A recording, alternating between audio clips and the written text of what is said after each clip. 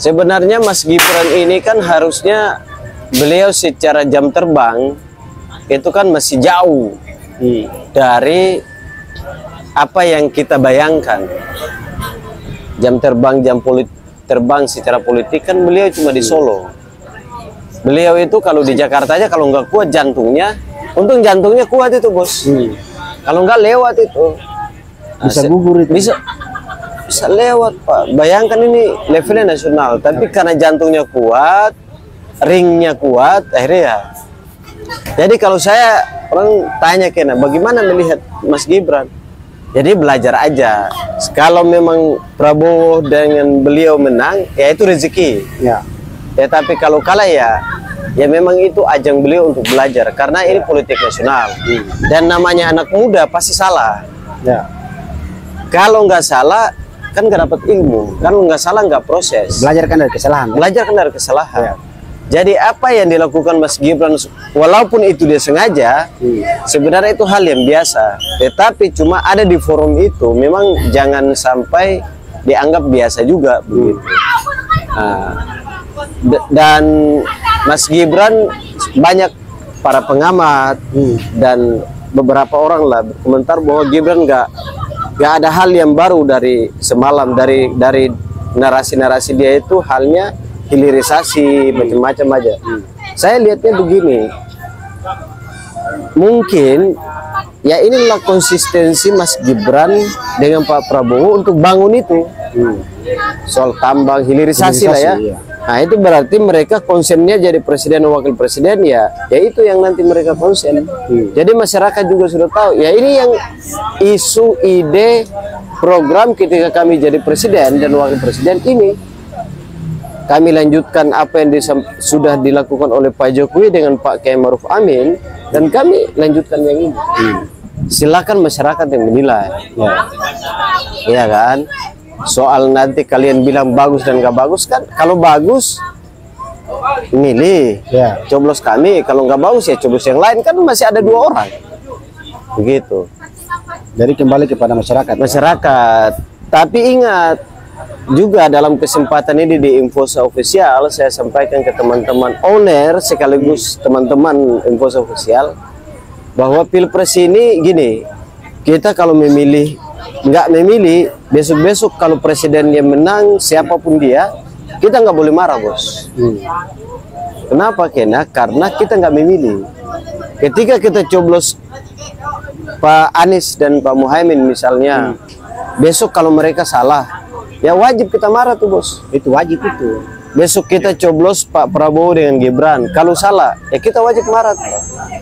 Tadi kan janji-janji dia. Oh iya, tapi kalau kita nggak milih di antara 3 orang ini, kita nggak memilih satu, ya jangan marah juga kalau kebijakannya salah. Makanya saya contohnya di Kabupaten Seram bagian timur dan di Provinsi Maluku, Pak Murad salah, Pak Mukti salah, saya nggak marah.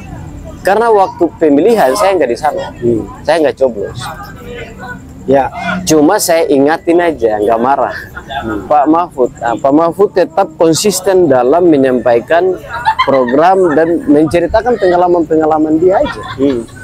Makanya kalau 3 orang ini mana yang baru, mana yang bagus, beta mau bilang bahwa sama aja.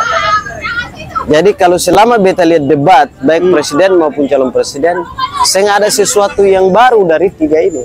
Ketiga calon presiden maupun calon wakil presiden. Gitu. Tidak ada yang baru. Bayangkan semalam itu contoh kayak cuma Pak Muhaimin bicara buat contoh, dia sebut Maluku. Nah, itu kita apresiasi lah sebagai orang Maluku bahwa masih ada juga calon presiden yang ingat pulau itu. Iya kan? Padahal sumber daya alam kita di sana tuh luar biasa. Gitu. Dan dalam kesempatan ini di luar dari pertanyaan, kalau mau bicara soal calon presiden, salah satu calon presiden yaitu Pak Anies Baswedan ketika datang kampanye di Maluku, dia akan mengawal yang namanya lumbung ikan nasional. Saya pikir narasi-narasi seperti ini sebenarnya nggak penting, itu sudah basi begitu. Nah ini yang perlu masyarakat harus kita melihat itu Kena. Begitu. Jadi kalau soal kemarin itu bagaimana ya, itu tadi yang jelas pilihannya ada di teman-teman Info Official dan seluruh rakyat Indonesia. Tetapi debat semalam itu ya, mau kita lihat debat semalam ya, yang agak sedikit serius ya Muhaimin, siapa namanya, Pak Mahfud MD. Tapi ketika beliau juga serius menanggapi Mas Gibran, ya itu juga kan dilihat bahwa beliau betul-betul marah. Sebetulnya kan beliau nggak usah kalau dia tidak mau respon pun biasa aja, biasa harusnya begitu. Cuma ya namanya juga di forum debat dan beliau juga mungkin terpancing kayaknya. Akhirnya ya itu yang terjadi begitu. Pak Mahfud kan semalam kan lebih banyak berbicara terkait dengan persoalan pemerintahan, kebijakan pemerintahan. Ya. Misalnya soal penegakan hukum, soal tambang ilegal yang masih banyak beroperasi di bangsa ini. Tapi kan beliau sendiri sebagai Menko Polhukam kan secara otomatis membawahi persoalan-persoalan itu. Ya. Apakah Pak Mahfud mau lepas tangan dari itu, atau ini kan beliau masih di pemerintahan? Kalau keren beliau itu bagaimana? Yang pertama kan kalau kita lihat dari debat kemarin kan beliau sudah mengurai itu bahwa ada masalah yang mereka urus, iya kan? Dan kasusnya adalah yang menjadi persoalan kan di kepala daerah. Yang kayak semalam beliau bilang bahwa ini ketika ada masalah kita suruh diberesin kepala, contoh dia jadi kepala dinas A misalnya, kepala dinasnya diganti, tiba-tiba diganti, lalu baru lagi orang baru ketika kita datang ke daerah, kok jadinya ditanyain nggak tahu. Jadi makanya saya dari dulu bilang bahwa problem negara ini dia dari A sampai Z, dari atas sampai ke bawah itu masalah. Masalah semua itu kena. Dari atas nih. Dari atas nih. Dari nasional sampai ke Kabupaten SBT. Iya. Masalah semua. Makanya tergantung dari presidennya. Jadi kalau presidennya tegas, pasti ke bawah tegas. Tapi kalau presidennya nggak tegas ya, menteri di negara ini namanya menteri, nggak usah negara terlalu jauh. Kita bicara di kabupaten. Kalau bupatinya nggak serius, bupatinya santai-santai aja, di bawah juga santai bos. Makanya ini tergantung. Makanya saya bilang pilpres ini adalah penentuan mau Indonesia ini maju, Indonesia ini berkembang, Indonesia ini unggul, Indonesia ini terbang. Tergantung tiga orang ini, Pak Anies, Pak Prabowo dan Pak Ganjar. Tinggal kita lihat siapa yang konsisten untuk apa yang disampaikan dan prakteknya dia sudah lakukan atau tidak. Nanti dia lakukan atau tidak. Karena nggak bisa kalau menteri ini sehebat-hebat menteri, sehebat-hebat kepala dinas, tergantung pada pimpinannya. Di kepolisian misalnya, atau di TNI misalnya, atau di dinas misalnya, atau di camat misalnya, anak buah kerja bagus nih. Tapi kalau ada orang luar yang kenal dekat dengan Pak Menteri, Pak Kapolri, Pak Panglima, atau Kapolres, atau di provinsi itu Polda atau Kodim, telepon ke bawah bos, pusing lagi bos. Akhirnya kepala dinas hilang jalan. Nah, posisi itu sama dengan Pak Mahfud MD. Harta ini mau dia mengkoordinir di beberapa lembaga, tetapi kalau ada yang telepon lambung, kan nggak jadi juga. Makanya penentuan kita tinggal memilih siapa di antara tiga orang ini. Nah itu sudah yang menjadi persoalan. Tiga orang ini yang serius ke depan. Di tanggal 14 Februari tinggal bagaimana masyarakat mencoblos siapa yang dianggap dia layak, ya sudah. Tapi kalau melihat dari tiga-tiganya, mau presiden, wakil presiden, nggak ada yang baru kena. Makanya urusan negara kita berdua ini dan teman-teman info saya ini, urusan kita dengan negara cuma 4 hal. Yang pertama adalah urusan nih yang berhubungan dengan kita ini. 4 hal. Yang pertama adalah surat nikah. Oke. Oke, itu kita berurusan dengan negara tuh harus ada surat nikah dikeluarkan. Yang kedua adalah surat kematian. Yang ketiga adalah surat tanah. Oke, sertifikat. Yang terakhir KTP bos dengan KK. Itu yang melekat pada kita ini. Itu yang urusan kita dengan negara. Yang langsung nih administrasi. Karena beli rokok ini itu negara mikirin. Nggak mikirin. Karena beli aqua ini negara nggak tahu. Aku aja negara aja nggak tahu. Apalagi negara bos. Artinya bahwa kita ini sebagai warga bangsa nggak ada, mau presidennya Anies dan Muhaimin, mau presidennya itu Prabowo bersama Gibran, Ganjar sama Mahfud MD. Hidup kita ini begini aja. Mau kita usaha nih, Infosa misalnya mau punya kantor baru, ya kan, mau punya menara Infosa ofisial. Kena sendiri yang harus putar kepala, putar otak, bergerak cari uang untuk bangun. Apakah negara bantu? Nggak bantu. Dari sisi administrasi pasti dia bantu dong. Administrasi aja. Kan bisa. Tapi kan urus surat ini. Iya, ya urusan kita administrasi. Di pemahfud lagi. Iya, urusan kita itu di administrasi aja. Di luar dari itu nggak ada. Makanya kembali lagi kepada masyarakat. Ya, kalau saya ditanyain siapa kira-kira, sama aja. Nanti yang pilpres ini nanti kalau Anies menang sama siapa namanya, Pak Muhaimin, ya itu ya yang menang banyak nih, dapat store terus lewat program dan lain. Itu temannya Pak Anies, tim suksesnya, saudaranya Pak Anies, teman kuliahnya Pak Anies, teman sekolahnya SMA-nya Pak Anies, SMP-nya Pak Anies, SD-nya Pak Anies, teman wakilnya, nanti teman sekolahnya Pak Muhaimin, teman pokoknya orang-orang yang ada dekat dengan yang kesekian itu tim sukses terakhir ke 99. Kembali lagi terus rakyat cuman ya iya urusannya, saya ngurus KTP pergi gitu. Maupun di tiga yang duanya. Jadi dalam kesempatan ini lagi-lagi pilihan ada di kita. Soal gimmick-gimmick atau di debat-debat yang apa yang mereka sampaikan kita dengar, kita mengkaji, kita melihat aja. Ya. Nanti keputusannya ada di kita kan. Jangan sampai, apalagi kita anak-anak muda ya, milenial sama Gen Z dan milenial, jangan sampai kita terpengaruh dengan kata-kata. Contoh kayak semalam Pak Muhaimin itu, saya bilang ini beliau ini pidato atau beliau menjadi khutbah Jumat ini. Di awal tuh beliau sampai kayak orang khutbah Jumat aja, mau waduh, lu ceramah ini Pak. Gitu. Kita nggak ngerti juga gitu. Apa yang beliau sampaikan ya ya dari awal ya. Iya, normatif aja gitu loh.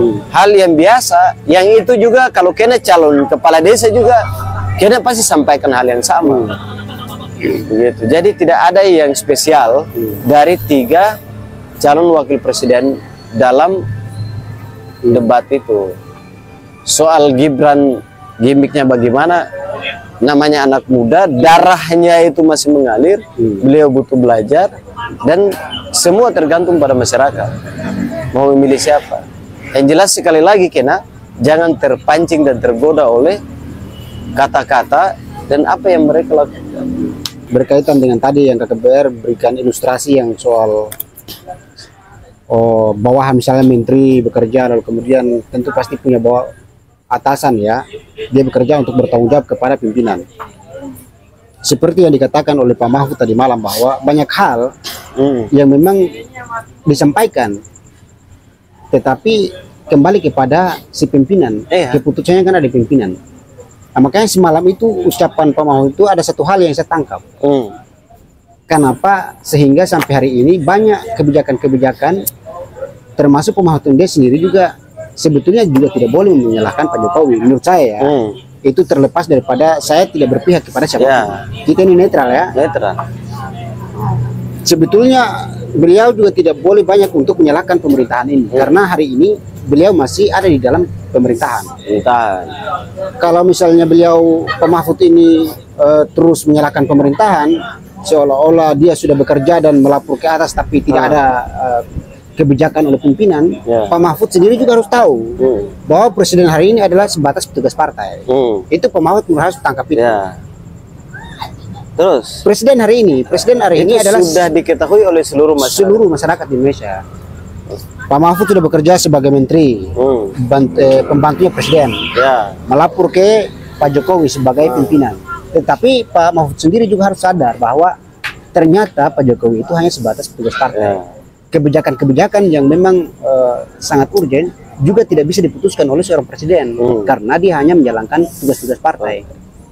Yang harusnya Pak Mahfud itu harus menyalahkan, misalnya dia mau menyalahkan nih, mau mempersoalkan itu berarti juga harus ke pimpinan partai. Ya. Misalnya Pak Jokowi Partai jangan begitu. pendukung. Partai pendukung. Ya. Pak, jangan terlalu ini dong, jangan terlalu lemah dengan persoalan partai dong. Bapak ini kan presiden, iya kan? Nah, tetapi Pak Mahfud sendiri tidak pahami itu. Ditambah lagi diperkuat dengan kemarin yang nanti juga sama juga kalau Pak Mahfud dengan prinsipnya begitu. Kemarin kan beliau juga sempat menyampaikan bahwa ya kalau jadi petugas partai kenapa? Itu nanti saya takutnya nanti kejadiannya sama. Anda mau jadi presiden pun, tetapi Anda sendiri tahu bahwa Anda sebatas petugas partai. Kebijakan-kebijakan yang paling urgent sekalipun Anda tidak bisa untuk mengambil keputusan itu. Kenapa? Anda hanya sebatas Petugas partai. Jadi sebetulnya tadi malam itu Pak Mahfud itu jangan singgung soal pemerintahan, soal melapor ke atas tapi tidak ada keputusan. Ya. Pak Mahfud sebetulnya harus tahu itu bahwa Pak Jokowi sendiri adalah petugas partai. Dan Pak Mahfud MD ini calon petugas partai. Calon petugas partai. Kira-kira begitu Dr. Jadi kalau soal petugas partai ini kan soal narasi yang dibangun di partai masing-masing kena. Yang menjadi problem hari ini adalah ketiga calon presiden dan wakil presiden ini, mereka ini komitmen atau enggak? Ya. Sebenarnya kembali aja ketiga-tiga ini. Makanya saya bilang hari ini mau ketua partai sehebat-hebatnya, ketua partai mau jadi petugas partai, tapi kalau calon presiden dan wakil presidennya enggak komitmen, ya harusnya tidak boleh diintervensi. Ya. Iya kan? Ini kembali lagi, ini soal dada bos. Dada rata enggak? Iya. Iya kan? Kalau dada enggak rata kan ketua partai belok kiri, pasti belok kiri bos. Tapi kalau dada siap, mau ketua partai itu dia telepon, intervensi nggak ada urusan. Saya ini dipilih oleh rakyat. Partaimu itu hanya cuma jadi kendaraan. Kalau nggak ada rakyat, ya nggak ada partai. Kalau saya presiden. Takutnya nanti kan disalahin lagi. Disalahin lagi kamu. Disalahin kan tergantung dada bos. Kalau misalnya Pak Mahfud misalnya jadi nih. Ini kita fokus di Pak Mahfud dulu ya. Misalnya Pak Mahfud sama Pak Ganjar jadi nih. Misalnya kebijakan-kebijakan yang diambil tanpa koordinasi dengan partai. Partai nanti ngambek lagi dong. Tergantung dada. Kembali ke tergantung dadanya Pak Ganjar sama Pak Mahfud tuh. Pak Ganjar yang Pak Mahfud selama ini ambil keputusan dan kebijakan-kebijakan negara nasional maupun internasional itu tanpa koordinasi dengan partai pemenangan, partai yang musuh mereka nggak sadar itu, takutnya begitu. Itu tergantung dada. Jadi kalau Pak Mahfud dadanya nggak kuat, ya kan? Hari ini kan semalam itu dadanya kuat tuh, berani menyalahkan pemerintahan di mana beliau juga di dalam. Yang kedua, Pak Mahfud sudah di debat terakhir memanfaatkan posisinya untuk menyerang dan lain sebagainya, dan pokoknya sudah konsisten lah untuk menyerang itu. Tetapi ingat, ketika taruhlah menang nih, kita tinggal lihat dan bertanya, dada masih kuat nggak kalau Bu Mega telepon? Pasti sama begitu. Ini malah lebih tambah parah mungkin. Makanya ini saya kembali lagi kepada masyarakat dan teman-teman Info Official, ya silakan aja melihat komitmen dan konsistensi tiga calon presiden dan wakil presiden ini. Kalau teman-teman salah memilih, cuma satu kata aja, dua lah ya, innalillahi wa inna ilaihi rajiun, kembali ke rahmatullah, hati nurani dan komitmen dan konsisten para pemimpin calon presiden dan wakil presiden Republik Indonesia 2024-2029.